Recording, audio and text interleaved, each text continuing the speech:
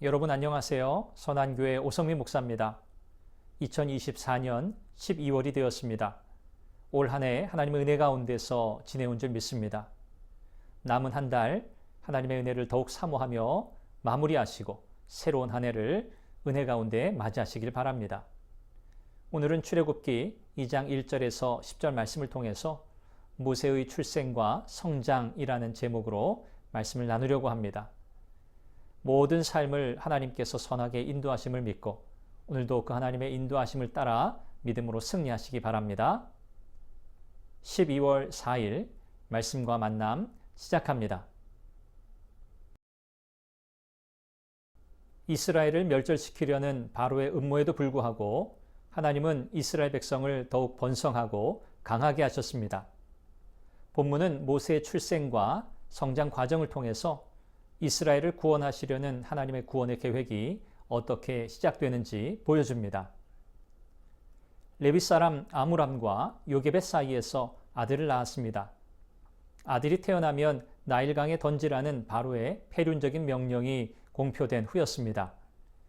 요게벳은 아들이 잘생긴 것을 보고 석 달 동안을 숨겼습니다.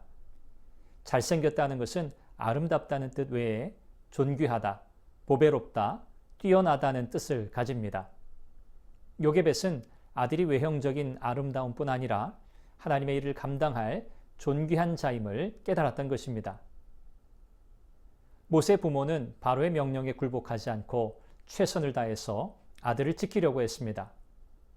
하지만 더 이상 숨길 수 없게 되자 요게벳은 갈대 상자를 가져다가 역청과 나무 진을 칠하고 아들을 거기 담아 나일 강가 갈대 사이에 두고 어떻게 되는지 보려고 그의 누이가 멀리 서서 지켜보았습니다. 요게벳이 아들을 담을 갈대 상자에 역청과 나무 진을 바른 것은 하나님께서 누군가의 손을 통해 아들을 구해 주실 것을 믿었기 때문입니다. 인간적으로 어찌할 수 없는 긴박한 한계 상황에서 하나님의 선하신 인도하심을 구한 것입니다. 마침 바로의 딸이 나일강에 목욕하러 내려왔다가 갈대 사이의 상자를 발견했습니다.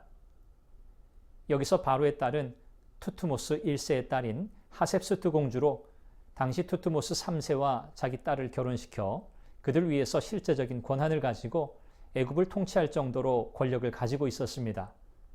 그래서 모든 히브리 남자아이를 죽이라는 바로의 명령에도 모세를 거두어 키울 수 있었습니다.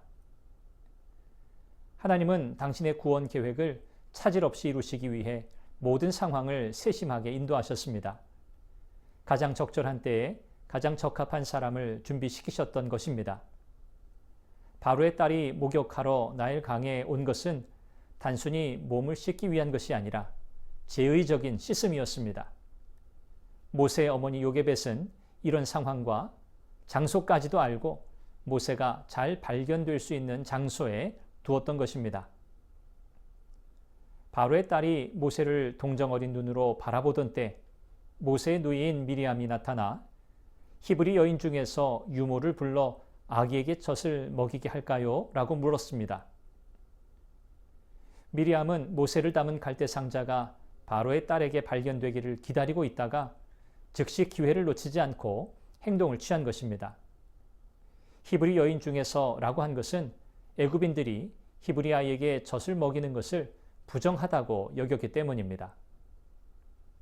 바로의 딸은 미리암의 제안을 받아들였고 미리암은 요게벳을 소개했습니다. 바로의 딸은 모세를 데리고 가서 양육하도록 했고 요게벳은 젖 먹이는 대가를 받고 모세를 양육하게 되었습니다. 젖을 먹인다는 것은 단순한 모유 수유만이 아니라 교육까지도 포함한 것입니다. 모세가 젖을 때는 서너 살까지 요게벳은 모세를 직접 양육할 수 있었습니다. 하나님은 모세를 죽을 운명 가운데서 건지시고 바로의 딸의 도움을 받게 하셨습니다.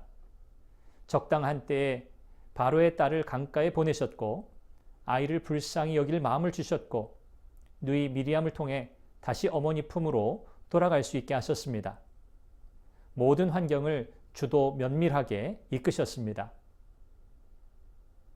하나님의 선하신 인도하심을 믿고 살아가면 내 환경이 여의치 않고 때로 모든 것이 끝났다고 낙심할 수밖에 없는 상황이 와도 오히려 하나님의 신실하심과 풍성하심을 경험할 수 있는 기회가 될 것입니다. 하나님은 우리의 모든 상황 속에서 우리를 향한 신실하신 계획을 이루실 것입니다. 여러분을 축복합니다.